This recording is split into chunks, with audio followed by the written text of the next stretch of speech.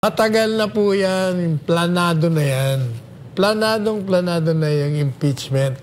Bulat sa poll, ang talagang tungkulin, naging tungkulin na nila na i-filing impeachment.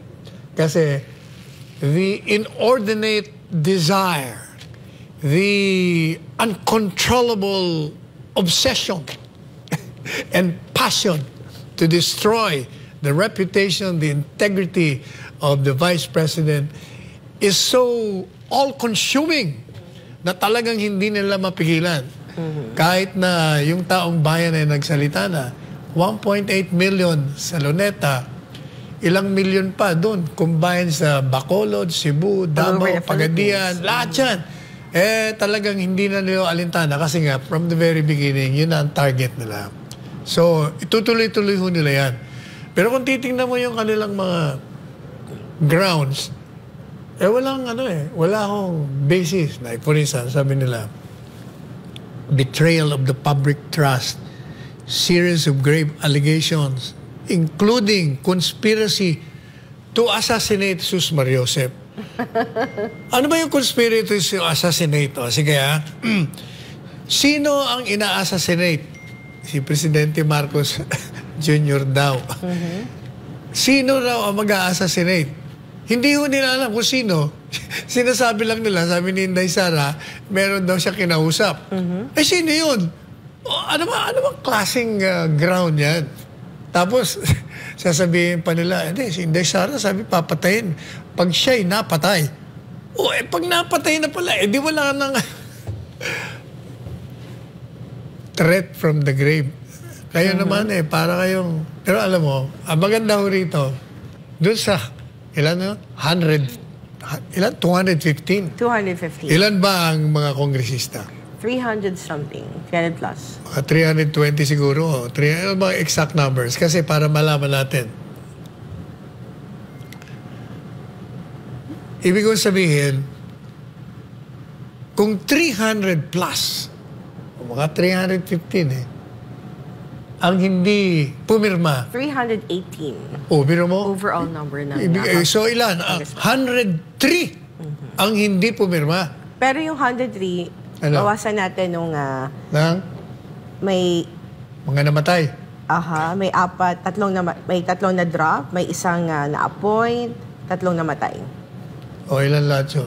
So nasa, na lang, 90 plus lang yung hindi pumirma. Sige, sabihin mo 93, 98. Mga sabihin mo 98, 99. Ibig sabihin, marami pa rin ang hindi pumirma.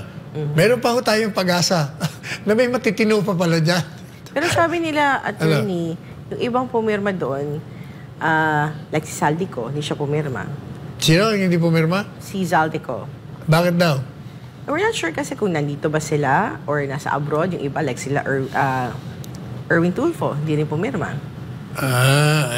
May iba kasi doon na naka-align sa administrasyon na hindi pumirma. Na yung baka possible na hindi available at that time, hindi rin pumirma. Ganun pa man, meron pa rin mga, yung outside of these two people you mentioned, talagang merong hindi, parang hindi nila masikmurang pumirma. Meron. Iba yung mga, the three na mga congressman ng Masbate, hindi sila pumirma. Ilang mga taga Mindanao, hindi rin pumirma. Si Pulong. Of course. Unga Pulong, Patalon Alvarez. At ibang naka-align sa PDP, like si Congressman Jose Alvarez. Hindi rin pumirma. Madalit sabi, hindi lahat na hindi yung lahat nasilaw kasi ang chismis ang laki ng ang laki ng konsiderasyon. Pero tanggalin na natin yung chismis lang yun Ang mahalaga doon hindi sila natakot o nasilaw. Ang pinagtataka ko, although hindi naman ako masyado nagtataka, hindi nila alintana yung tinig ng Pilipino. Hindi sila natakot sa Iglesia ni Cristo na nanguna sa pagkontra. In support of this president. Hindi nila pinakinggan din si Presidente Marcos Jr. Pati yung anak. Hindi rin... So are you saying, Attorney Sal, itong mga congressman na pumirma, hindi importante sa kanila ang saloobin ng taong bayan, ng majority. Oh, definitely. Ano pa bang matatawag mo doon? Ibig sabihin, hindi sila naniniwala na mga Pilipino lalabas sa kalsada at parurusahan sila. O, yan ang nakikita ko niyan. So, itutuloy-tuloy nila yan.